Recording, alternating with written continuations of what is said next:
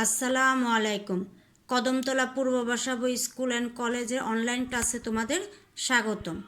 আজকে আমি নবম শ্রেণীর বাংলা ব্যাকরণ বিষয়ে আলোচনা করব।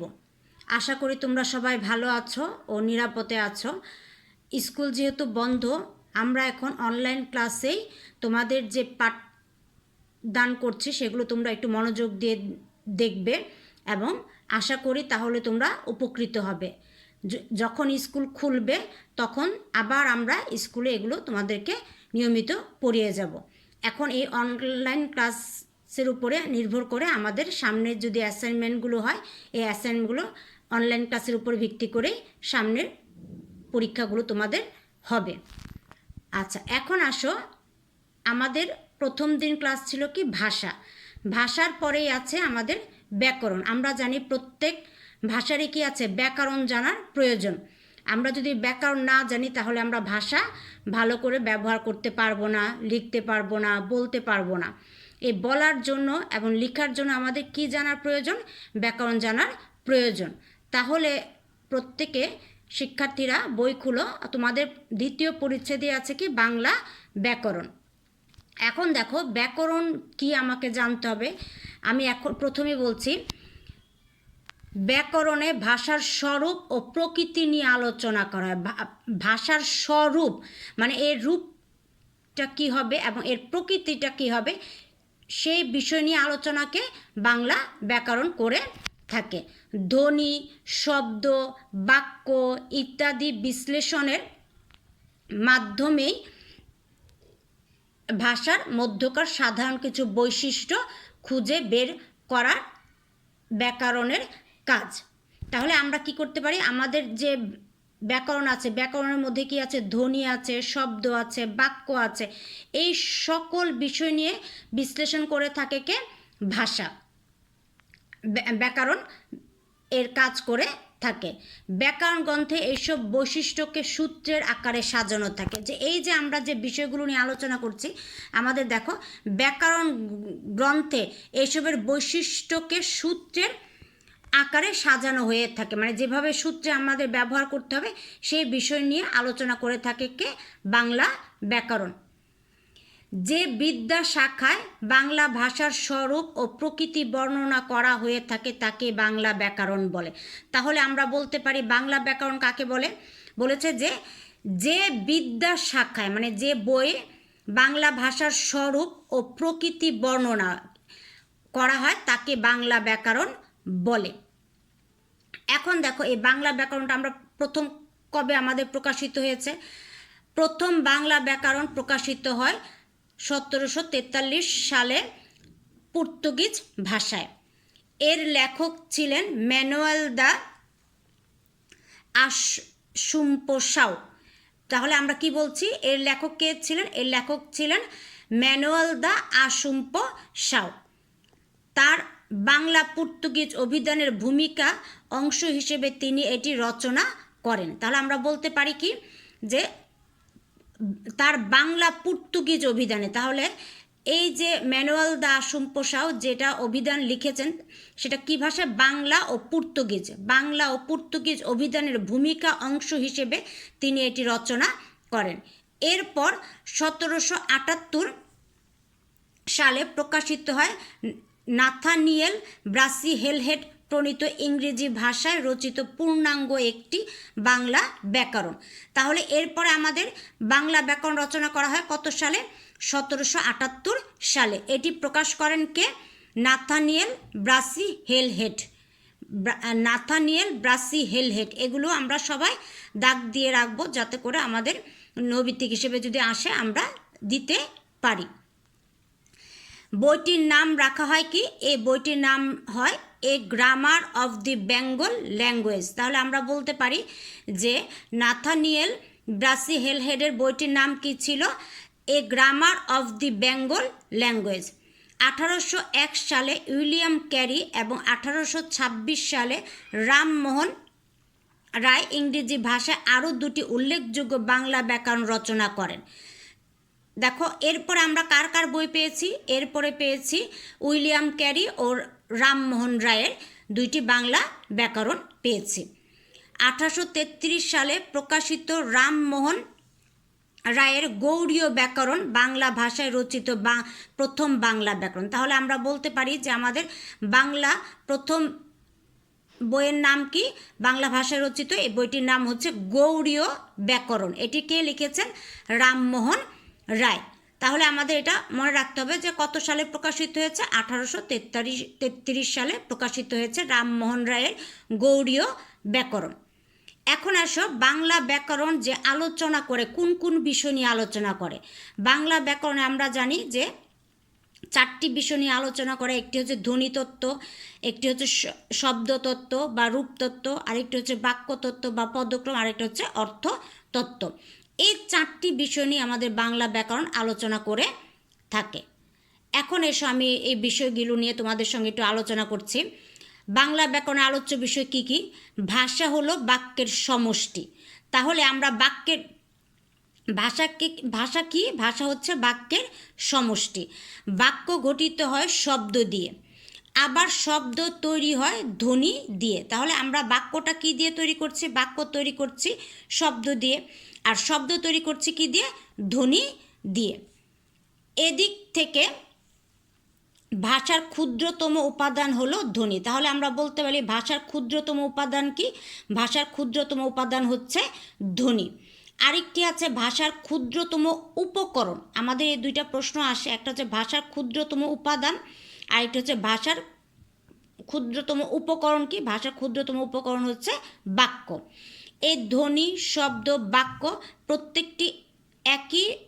প্রত্যেকটি অংশ ব্যাকরণে আলোচ্য। তাহলে আমরা কি কি আলোচনা করছি? ধ্বনি, শব্দ, বাক্য প্রত্যেকটি অংশ ব্যাকরণে আলোচ্য করা হয়ে থাকে। এছাড়া শব্দের ও বাক্যের বহু ধরনের অর্থ আছে। তাহলে আমরা কি বলতে পারি? কি আছে? এছাড়া শব্দের ও বাক্যের কি আছে? বহু ধরনের অর্থ হয়। সেসব অর্থ নিয়েও ব্যাকরণ আলোচনা করা হয়ে থাকে। ব্যাকরণের এইসব আলোচ্য বিষয় বিভক্ত হয় অত্যন্ত 4টি ভাগে, যথা ধ্বনিতত্ত্ব, রূপতত্ত্ব, বাক্যতত্ত্ব ও অর্থতত্ত্ব। তাহলে আমি কি বলেছি? ব্যাকরণ কয়টি বিষয় নিয়ে আলোচনা করে? ব্যাকরণ 4টি বিষয় নিয়ে আলোচনা করে: ধ্বনিতত্ত্ব, রূপতত্ত্ব, বাক্যতত্ত্ব ও অর্থতত্ত্ব। তাহলে রূপতত্ত্বকে আবার আমরা বলে থাকি শব্দতত্ত্ব, আর বাক্যতত্ত্বকে আমরা কি বলি? বাক্যতত্ত্বকে বলা হয় পদক্রম। এগুলো হচ্ছে রূপতত্ত্বের অপর নাম শব্দতত্ত্ব, বাক্যতত্ত্বের অপর নাম কি? পদক্রম। এখন এসো ধ্বনিতত্ত্ব কোন কোন বিষয় নিয়ে আলোচনা করে আমরা একটু জানি। ধ্বনিতত্ত্বের আলোচ্য বিষয় হচ্ছে ধ্বনি। আমাদের যে ধ্বনিগুলো আছে, স্বরধ্বনি, ব্যঞ্জনধ্বনি, এই ধ্বনিগুলো নিয়ে আলোচনা করে কে? ধ্বনিতত্ত্ব। আচ্ছা, কি বলেছি? ধ্বনিতত্ত্ব। ধ্বনিতত্ত্ব আমাদের ধ্বনিতত্ত্বের আলোচ্য বিষয় হচ্ছে ধ্বনি। যে ধ্বনিগুলো হচ্ছে, যেগুলো হচ্ছে স্বরধ্বনি ও ব্যঞ্জনধ্বনি, এই স্বরধ্বনি ও ব্যঞ্জনধ্বনি নিয়ে আলোচনা করে কে? ধ্বনিতত্ত্ব। দেখো, লিখিত ভাষায় ধ্বনিকে যেহেতু বর্ণ দিয়ে প্রকাশ করা হয়, তাই বর্ণমালা সংক্রান্ত আলোচনা এর অন্তর্ভুক্ত। তাহলে আমরা কি বলছি? যে ধ্বনিতত্ত্ব কী নিয়ে আলোচনা করে? ধ্বনিতত্ত্ব নিয়ে আলোচনা করে। ধ্বনিতে মূল আলোচ্য হচ্ছে কি? বাকযন্ত্র, বাকযন্ত্রের উচ্চারণ প্রক্রিয়া, ধ্বনির বিন্যাস, স্বর ও ব্যঞ্জনধ্বনি বৈশিষ্ট্য, ধ্বনিদল প্রভৃতি। তাহলে আমরা বলতে পারি যে ধ্বনি কী নিয়ে আলোচনা করে? ধ্বনিতত্ত্বের মূল আলোচ্য বিষয় হচ্ছে কি? আমাদের বাকযন্ত্র। বাকযন্ত্র বলতে আমরা যেটিকে বুঝি সেটা হচ্ছে কথা বলার যন্ত্র। আমরা কিভাবে কথা বলবো, আমাদের কিভাবে কথা, কোন কোন যন্ত্র থেকে কথাগুলো উচ্চারিত হয়, বের হয়ে আসে, সেই যন্ত্র হচ্ছে বাকযন্ত্র। আর বাকযন্ত্রের উচ্চারণ প্রক্রিয়া, এই যে আমি বললাম যে বাকযন্ত্রের উচ্চারণ প্রক্রিয়া, আমাদের এই বাকযন্ত্রের যে উচ্চারণগুলো আছে, কোন যন্ত্র থেকে ধ্বনিগুলো উচ্চারিত হচ্ছে, এর প্রক্রিয়া নিয়ে আলোচনা করে কে? ধ্বনিতত্ত্ব। আচ্ছা, এরপরে এসো, এরপরে আছে কি? রূপতত্ত্ব বা শব্দতত্ত্ব। রূপতত্ত্ব বা শব্দতত্ত্ব বলতে আমরা কোনটিকে বুঝি? রূপতত্ত্বে শব্দ ও তার উপাদান নিয়ে আলোচনা করা হয়। কি বলেছে, রূপতত্ত্বে কি কোন বিষয় নিয়ে আলোচনা করা? রূপতত্ত্বে শব্দ ও তার উপাদান নিয়ে, শব্দ ও তার উপাদান নিয়ে আলোচনা করা হয়। এই আলোচনায় বিশেষ্য, সর্বনাম, বিশেষণ, ক্রিয়া, ক্রিয়া বিশেষণ ইত্যাদি স্থান পায়। এখন আমি বলতে পারি বিশেষ্য কি? বিশেষ্য হচ্ছে কোনো কিছুর নাম। সর্বনাম হচ্ছে কি? বিশেষের পরিবর্তে আমরা যা কিছু ব্যবহার করি তাকে আমরা সর্বনাম বলছি। বিশেষণ, বিশেষণ হচ্ছে, বিশেষণ বলতে আমি কি বুঝি? বিশেষ্য, সর্বনাম ও ক্রিয়াপদের দোষ, গুণ, অবস্থা, পরিমাণ, সংখ্যা ইত্যাদি যদি প্রকাশ পায় তাকে বলা হয় বিশেষণ। আর ক্রিয়া হচ্ছে কি? যা দ্বারা কোনো কাজ করা বোঝায় তাকে বলা হয় ক্রিয়াপদ। তাহলে রূপতত্ত্ব কোন কোন বিষয় নিয়ে আলোচনা করে? বিশেষ্য, সর্বনাম, বিশেষণ, ক্রিয়া। আরেকটি আছে কি? ক্রিয়া বিশেষণ। ক্রিয়া বিশেষণ হচ্ছে ক্রিয়াপদকে বিশেষায়িত করা। ক্রিয়াপদকে যদি বিশেষায়িত করে তাকে আমরা বলি ক্রিয়া বিশেষণ। এই সব বিষয়গুলো নিয়ে আমাদের রূপতত্ত্ব বা শব্দতত্ত্ব আলোচনা করে থাকে। বিশেষ গুরুত্ব পায় শব্দ নির্মাণ ও পদ নির্মাণ প্রক্রিয়া। মানে এর মধ্যে সব থেকে বেশি গুরুত্ব পাচ্ছে কোনটি? সব থেকে বেশি গুরুত্ব পাচ্ছে শব্দ নির্মাণ, মানে আমরা কিভাবে শব্দটা নির্মাণ করব এবং কিভাবে পদ নির্মাণ প্রক্রিয়া, সে বিষয় নিয়ে আমাদের রূপতত্ত্ব বা শব্দতত্ত্ব আলোচনা করে থাকে। আচ্ছা, এখন এসো, এখানে আমাদের আছে কি? বাক্যতত্ত্ব বা পদক্রম, যেটাকে আমি বলেছি বাক্যতত্ত্ব, এটাকে আবার কি বলা হয়? পদক্রমও বলা হয়ে থাকে। বাক্যতত্ত্ব দেখো কি বিষয় নিয়ে আলোচনা করে? বাক্যতত্ত্বের বাক্য নিয়ে আলোচনা করা হয়, মানে পুরো একটা বাক্যকে নিয়ে কি করবে? বাক্যতত্ত্ব আলোচনা করবে। বাক্যের নির্মাণ এবং এর গঠন বাক্যতত্ত্বের আলোচ্য বিষয়, মানে বাক্যটি আমি কিভাবে নির্মাণ করব এবং এর গঠনটা কিভাবে হবে সেই বিষয় নিয়ে বাক্যতত্ত্ব আলোচনা করে থাকে। বাক্যের মধ্যে পদ ও বর্গ কিভাবে বিন্যস্ত থাকে বাক্যতত্ত্বে তা বর্ণনা করা হয়। এছাড়া এক ধরনের বাক্যকে অন্য ধরনের বাক্যে রূপান্তর, মানে এক বাক্য থেকে আরেক বাক্যে রূপান্তর করা, বাক্যের বাচ্য, উক্তি ইত্যাদি বাক্যতত্ত্বে আলোচ্য বিষয়। তাহলে আমি কি বললাম? এছাড়া এক ধরনের বাক্যকে অন্য ধরনের বাক্যে রূপান্তর, মানে যেটাকে আমরা বলি কি বাক্যকে পরিবর্তন করা। জটিল বাক্য থেকে সরল বাক্য, সরল বাক্য থেকে জটিল বাক্যে, মিশ্র বাক্য থেকে সরল বাক্যে, এই যে বাক্যগুলো আমরা পরিবর্তন করি বা রূপান্তর করি, সেই রূপান্তর বিষয় নিয়ে আলোচনা করে। বাক্যের বাচ্য, বাচ্য বাচ্য বাচ্য কি? বাক্যের প্রকাশভঙ্গিকে আমরা বলে থাকি বাচ্য। আর উক্তি হচ্ছে কোনো কিছু বলা, সেটাকে বলে উক্তি। তাহলে আমরা বাক্যের বাচ্য এবং উক্তি এই সব বিষয় নিয়ে আলোচনা করে কে? বাক্যতত্ত্ব বা পদক্রম। তারপরে আছে আমাদের কারক বিশ্লেষণ। এই যে কারক, কারক কাকে বলে, কারক কত প্রকার, এই বিষয় নিয়েও কি আলোচনা করে থাকে? বাক্যতত্ত্ব আলোচনা করে থাকে। তারপর আছে বাক্যের যোগ্যতা, বাক্যের উপাদান, লোপ, জ্যোতিচিহ্ন প্রভৃতি বাক্যতত্ত্বে আলোচিত হয়ে থাকে। কি বলেছে? বাক্যের যোগ্যতা, বাক্যের যে যোগ্যতা আছে সে যোগ্যতা নিয়েও বাক্যতত্ত্ব বা পদক্রম আলোচনা করে। বাক্যের উপাদান, বাক্যের যে উপাদান আছে, গঠন প্রণালী, সে বিষয় নিয়ে আলোচনা করে। জ্যোতিচিহ্ন, জ্যোতিচিহ্ন আমরা জানি যে অবশ্যই এক ভাষা ব্যবহার করার সময় আমাদের জ্যোতিচিহ্নের প্রয়োজন।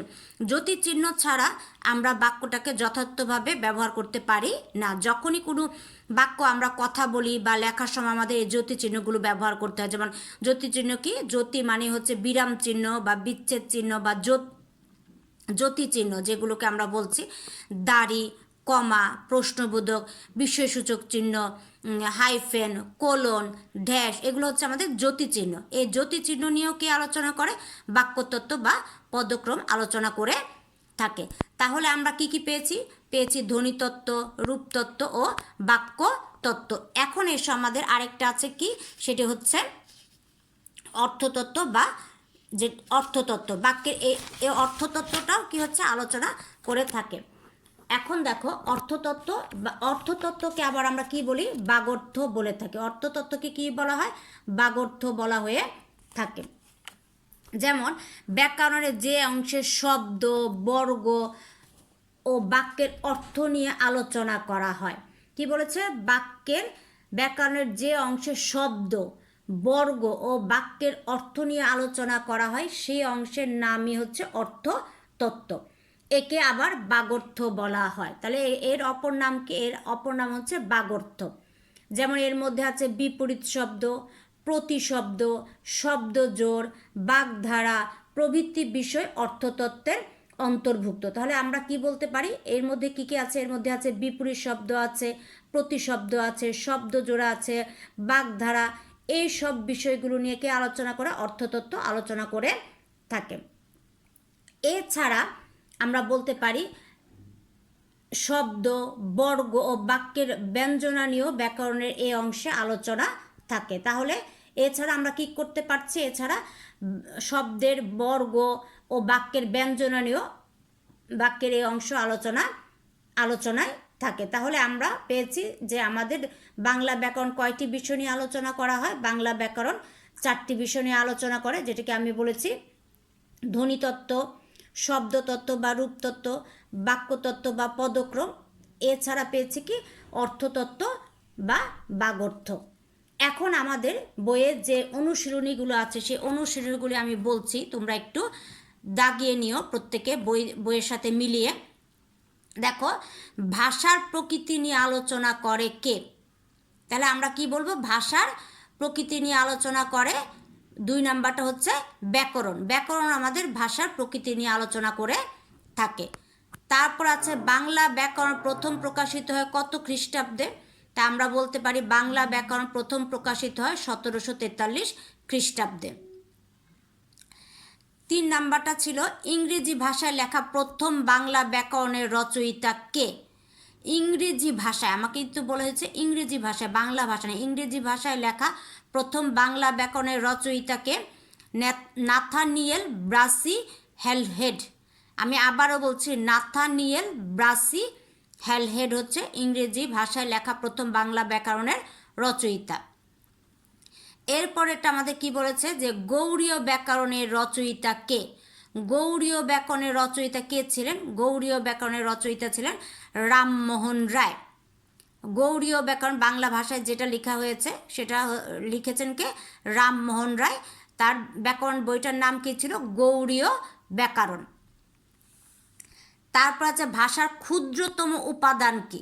তাহলে ভাষার ক্ষুদ্রতম উপাদান হচ্ছে ধ্বনি। আমি আবারও বলছি, ভাষার ক্ষুদ্রতম উপাদান কি? ভাষার ক্ষুদ্রতম উপাদান হচ্ছে ধ্বনি। আর আরেকটি হচ্ছে ভাষার ক্ষুদ্রতম উপকরণ। এটা তোমরা বইয়ে লিখে নিও। ভাষার ক্ষুদ্রতম উপকরণ কোনটি? ভাষার ক্ষুদ্রতম উপকরণ হচ্ছে বাক্য। বাকযন্ত্র ব্যাকরণের কোন অংশে আলোচ্য বিষয়? তাহলে আমরা জানি বাকযন্ত্র ব্যাকরণের কোন অংশের আলোচ্য বিষয়? এটি হচ্ছে ধ্বনি তত্ত্বের আলোচ্য বিষয়। তাহলে আমরা বলতে পারবো বাকযন্ত্র ব্যাকরণের কোন অংশে আলোচ্য বিষয়? বাকযন্ত্র হচ্ছে ব্যাকরণের ধ্বনিতত্ত্বের আলোচ্য অংশ। শব্দের অর্থ ও বৈচিত্র্য নিয়ে আলোচনা করে কে? শব্দের অর্থ, খেয়াল করো, শব্দের অর্থ ও বৈচিত্র্য নিয়ে আলোচনা করা হয় কোথায়? শব্দতত্ত্বে, ধ্বনিতত্ত্বে, না অর্থতত্ত্বে, নাকি বাক্যতত্ত্বে? তাহলে আমরা এটা কি বলবো? অর্থতত্ত্ব। তাহলে শব্দের অর্থ ও বৈচিত্র্য নিয়ে আলোচনা করে থাকে কে? শব্দের অর্থ ও বৈচিত্র্য নিয়ে আলোচনা করে থাকে অর্থতত্ত্ব। তারপরে এসো, নিচের কোনটি রূপতত্ত্বের আলোচ্য বিষয়? রূপতত্ত্বের আলোচ্য বিষয় কোনটি? রূপতত্ত্বের আলোচ্য বিষয় হচ্ছে উপসর্গ। আমাদের এখানে আছে প্রতিশব্দ আছে, অক্ষর আছে, কারক আছে, কিন্তু আমরা জানি যে উপসর্গ কোন তত্ত্বে আলোচিত হয়? উপসর্গ একমাত্র রূপতত্ত্বেই আলোচনা করা হয়ে থাকে। তারপরে আছে বাচ্য ও উক্তি। বাচ্য ও উক্তি ব্যাকরণে কোন শাখা আলোচিত হয়? বাচ্য ও উক্তি ব্যাকরণে কোন শাখা আলোচিত হয়? অর্থতত্ত্ব, রূপতত্ত্ব, ধ্বনিতত্ত্ব, নাকি বাক্যতত্ত্ব? তাহলে আমরা বলবো আমাদের এই বাচ্য উক্তি ব্যাকরণে কোন শাখা আলোচিত হয়? বাচ্য ও উক্তি বাক্যতত্ত্বে আলোচনা করা হয়ে থাকে। তারপরে আছে আমাদের বইয়ে যোজক। যোজক আলোচনা করা হয়। যোজক মানেই হচ্ছে আমরা যেটাকে বলি সংযোজন করা, সংযোজন করা বা বিয়োজন করা, যেটাকে বলা হয় অব্যয়। এই অব্যয়কে এখানে বলা হয়েছে যোজক। তাহলে আমরা জানি যে আমাদের বিশেষ্য, বিশেষণ, সর্বনাম, অব্যয়, ক্রিয়া এই বিষয়গুলো নিয়ে আলোচনা করে থাকে কে? রূপতত্ত্ব। তাহলে আমাদের এখানে আছে ধ্বনিতত্ত্বে, রূপতত্ত্বে, অর্থতত্ত্বে নাকি বাক্যতত্ত্বে? তাহলে আমরা জানি যে যোজক আলোচনা করা হয়ে থাকে রূপতত্ত্বে। আমি আবারও কথাটি বলছি, যোজক মানে হচ্ছে সংযোজন করা বা বিয়োজন করা, যেটাকে বলা হয় অব্যয় পদ। অব্যয় মানে যে পদের কোনো ব্যয় বা পরিবর্তন হয় না, তাকে আমরা বলে থাকি অব্যয়। তাহলে যোজক আলোচনা করা হয় আমাদের কোন অংশে? যোজক আলোচনা করা হয়ে থাকে রূপতত্ত্বে। তাহলে এই যে দেখো আমাদের বাংলা ভাষার যে ব্যাকরণ অংশটুকু আছে, এই অংশের প্রতিটা চ্যাপ্টার শেষ করার পরে কিন্তু আমাদের কি দেওয়া আছে? অনুশীলনীগুলো দেওয়া আছে, যেগুলোকে আমরা বলছি বহু নির্বাচনী বা নৈবিত্তিক, তোমরা যাই বলো না কেন। এই যে বহু নির্বাচনী প্রশ্নগুলো যদি আমরা ভালো করে পড়ে নিতে পারি, তাহলে কিন্তু আমাদের যেখান থেকে প্রশ্ন আসুক না কেন আমরা উত্তরগুলো অবশ্যই দিতে পারবো। সেই জন্য তোমাদেরকে বলছি যে তোমাদের সামনে যদি বই থাকে, বই দেখে দেখে আমি আবারও দেখাচ্ছি, তোমরা দেখে নাও। প্রথমটা হচ্ছে ভাষার প্রকৃতি নিয়ে আলোচনা করে কে? ব্যাকরণ। দ্বিতীয়টি হচ্ছে বাংলা ব্যাকরণ প্রথম প্রকাশিত কত সালে? 1743। 3 নাম্বারটা হচ্ছে ইংরেজি ভাষায় লেখা প্রথম বাংলা ব্যাকরণের রচয়িতাকে? Nathaniel Brassey Halhed. গৌড়ীয় ব্যাকরণ কে রচনা করেন? রামমোহন রায়। ভাষার ক্ষুদ্রতম উপাদান কি? ধ্বনি। বাকযন্ত্র ব্যাকরণের কোন অংশে আলোচ্য বিষয়? ধ্বনিতত্ত্ব। শব্দের অর্থ ও বৈচিত্র্য নিয়ে আলোচনা করে কে? অর্থতত্ত্ব। নিচের কোনটি রূপতত্ত্বের আলোচ্য বিষয়? উপসর্গ। বাচ্য ও উক্তি ব্যাকরণের কোন শাখায় আলোচিত হয়? বাচ্য ও উক্তি ব্যাকরণের আমরা জানি যে বাক্যতত্ত্বে আলোচিত হয়ে থাকে। তারপরে আছে যোজক আলোচনা করা হয় কোথায়? যোজক আলোচনা করা হয় রূপতত্ত্বে। তাহলে আজকে আমি এই ব্যাকরণ নিয়ে তোমাদের সঙ্গে আলোচনা করব। আগামী ক্লাসে এরপরের যে অধ্যায়টুকু আছে সে অধ্যায় বাংলা ভাষার রীতি ও বিভাজন নিয়ে আলোচনা করব। আশা করি তোমরা সবাই ভালো থাকবে, সুস্থ থাকবে এবং নিরাপদে থাকবে, এবং প্রত্যেকেই বাসায় বসে অনলাইনে যে ক্লাসগুলো হচ্ছে সেই ক্লাসগুলো দেখবে এবং মনোযোগ সহকারে ক্লাসগুলো করার চেষ্টা করবে। কারণ আমাদের স্কুল কবে নাগাদ খুলবে এখন আমরা বলতে পারছি না, যার জন্য একমাত্র লেখাপড়ার এখন মাধ্যমই হয়ে গিয়েছে আমাদের এই অনলাইন ক্লাস। এই অনলাইন ক্লাসগুলো তোমরা কেউই মিস করবে না। অবশ্যই আজকে না দেখতে পারো, একদিন পরে হলো, এগুলো যেহেতু ভিডিও করা থাকবে তোমরা তোমাদের সময় মতো ক্লাসগুলো দেখে নিবে। আশা করি তোমরা উপকৃত হবে এবং এই ক্লাসগুলো করার ফলে তোমরা বুঝতে পারবে যে তোমাদের আরও কোনগুলো পড়তে হবে বা কোনগুলো সমস্যা আছে। সেই সমস্যাগুলো যদি তোমরা আমাদেরকে কমেন্টসের মাধ্যমে দিয়ে রাখো, তাহলে আমরা পরবর্তীতে সেই বিষয়গুলো নিয়ে আরও আলোচনা করব। আজকে এই পর্যন্তই, আমি আমার ক্লাস শেষ করছি। আসসালামু আলাইকুম।